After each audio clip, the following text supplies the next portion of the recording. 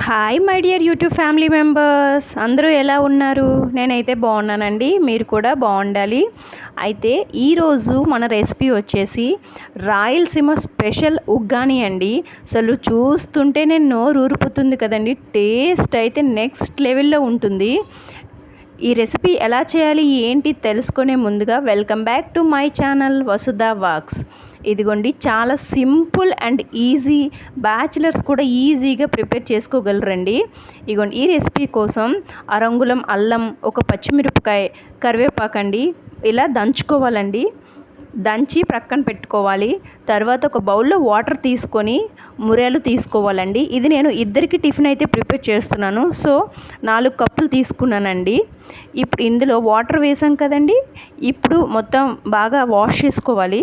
Wash చేసుకొని వాటర్ని ఇలా పిండేసి సపరేట్ చేయాలండి. అసలు మనకి బ్రేక్ఫాస్ట్ అయినా, స్నాక్స్ ఐటమ్ అయినా, ఇంకా టిఫిన్ తినను అనేవాళ్ళు కూడా ఎంతో ఇష్టంగా తింటారండి. ఈ రెసిపీ అయితే చాలా నచ్చుతుంది అందరికీ. ఇదిగోండి, ఇలా వాటర్ మొత్తం సపరేట్ చేసేసి వాటర్ మొత్తం పిండేసేయాలి. తర్వాత స్టవ్ పైన ఒక ప్యాన్ పెట్టుకొని అందులో 2 టేబుల్ స్పూన్ ఆయిల్ వేసుకోండి.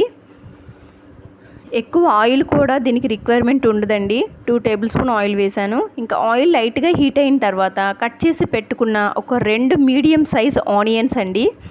ఇగోండి, ఇప్పుడు ఆనియన్స్ వేసి రోస్ట్ చేసుకోవాలి. 1 టేబుల్ స్పూన్ జీలకర్ర, 1/2 టేబుల్ స్పూన్ ఆవాలు అదే ఆనియన్లో వేసేసి ఇంకా బాగా రోస్ట్ చేసుకోవాలండి. ఆనియన్స్ మనకి గోల్డెన్ కలర్లోకి వచ్చే విధంగా రోస్ట్ చేసుకోవాలి. ఇంకా ఆనియన్స్ గోల్డెన్ కలర్లోకి వచ్చిన తర్వాత ఒక కరివేపాకు రెబ్బ వేసుకోవాలండి. కరివేపాకే ఇందులో సగం టేస్ట్ తెచ్చి పెడుతుందండి. అండ్ మనం ఆల్రెడీ దంచి పెట్టుకున్న అల్లం,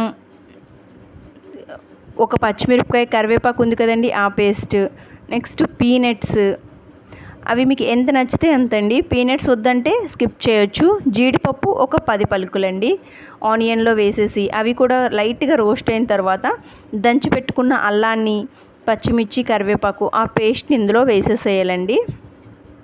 వేసి ఇలా బ్రౌన్ కలర్లోకి మొత్తం రోస్ట్ అయ్యి స్మెల్ అయితే అద్దిరిపోతుందండి. స్మెల్ బయటకు వచ్చేటప్పుడు రోస్ట్ అయిన స్మెల్ వస్తుందండి. అప్పుడు ఒక 2 మీడియం సైజ్ టమాటాలు ఇలా చిన్న చిన్న స్లైసెస్గా కట్ చేసుకొని వేసుకోవాలండి.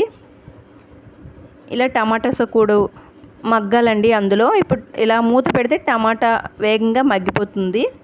ఇదిగోండి, ఇప్పుడు టమాటా, ఆనియన్, పీనట్స్, జీడిపప్పు అన్నీ బాగా రోస్ట్ అయ్యే ముందుగా ఒక 1/2 టేబుల్ స్పూన్ పసుపు, ఇంకా పచ్చిమిర్చి వేసుకున్నారు కదండి, బాగా స్పైసీగా కావాలి అనుకుంటే 1 టేబుల్ స్పూన్ కారం యాడ్ చేసుకోవాలండి ఇదే టైంలో.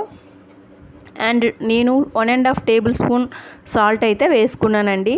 ఎవరికి ఎంత సాల్ట్ రిక్వైర్మెంటో టేస్ట్ని బట్టి వేసుకోండి. ఇంకా మసాలా పౌడర్ వేసుకున్నానండి. నేనైతే ఇందులో చికెన్ మసాలా యూజ్ చేశానండి, లేదా ఇంట్లో గరం మసాలా ఉన్నా వాడుకోవచ్చు. ఇలా వేసిన తర్వాత 2 మినిట్స్ మూత పెట్టి సిమ్లో పెట్టాలండి ఫ్లేము, ఎందుకంటే మసాలా అంతా పడుతుంది. ఇప్పుడు 2 మినిట్స్ తర్వాత మనం కడిగి పెట్టుకున్న ఈ మురలు అందులో వేసేసేయాలండి. వేసేసి ఒక్కసారి ఇలా మొత్తం మిక్స్ చేసుకోవాలండి. ఫ్లేమ్ అయితే సిమ్లోనే పెట్టాలండి, లో ఫ్లేమే ఉండాలి, లేదంటే మాడిపోతుంది. అంతే అండి. ఫైనల్ టచ్గా ఒక కొత్తిమీర, 1/2 కొత్తిమీర కట్టని కట్ చేసేసుకొని పైన గార్నిష్గా వేసేసుకోవాలండి. ఇదిగోండి, ఇలా కలుపుతూ ఉండటం వల్ల అడుగు పట్టదు, మాడదు. మసాలా అంతా ఈ మురలకి పడుతుందండి.